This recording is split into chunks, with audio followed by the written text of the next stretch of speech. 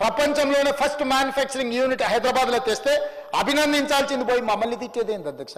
నువ్వు అభినందించక పర్వాలేదు, మేము కట్టిన శిల్పారామం దగ్గర నువ్వు కావాలంటే సెల్ఫీ దిగు, సెల్ఫీ డబ్బా కొట్టుకో, మేమేం వద్దంటలేము. ఆ శిల్పారామం కూడా మేము కట్టింది, నువ్వు కట్టినావు. హైటెక్ సిటీ నేదురుమల్లి జనార్దన్ రెడ్డి గారు పునాది రాయేసి చంద్రబాబు నాయుడు గారు కట్టారు. అక్కడ కూడా ఫోటో దిగి పెట్టుకో, ఎవడొద్దు అంటుండే. నీకు కావాల్సింది గంతే కదా. రేపు కూడా ఇప్పుడు మా శ్రీధర్ బాబు గారు ప్రారంభించిన సంస్థలల్లో నువ్వు సెల్ఫీ దిగు, సెల్ఫీ డబ్బా కొట్టుకో, మేమేం వద్దనలేదే. కానీ అడ్డుకోవడం ఎక్కడి సాంప్రదాయము, ఎక్కడి విధానం ఇది, ఎక్కడ నేర్చుకున్నారు ఈ విధానము? ఈ విధానం తెలంగాణకు మంచిదా అని నేను అడుగుతున్నా అధ్యక్ష.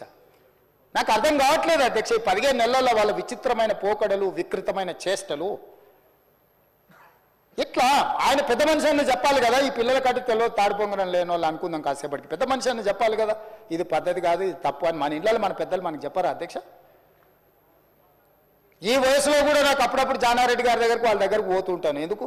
మనకంటే అనుభవం ఉన్నో లేదని చెప్తే నేర్చుకుందామనే కదా.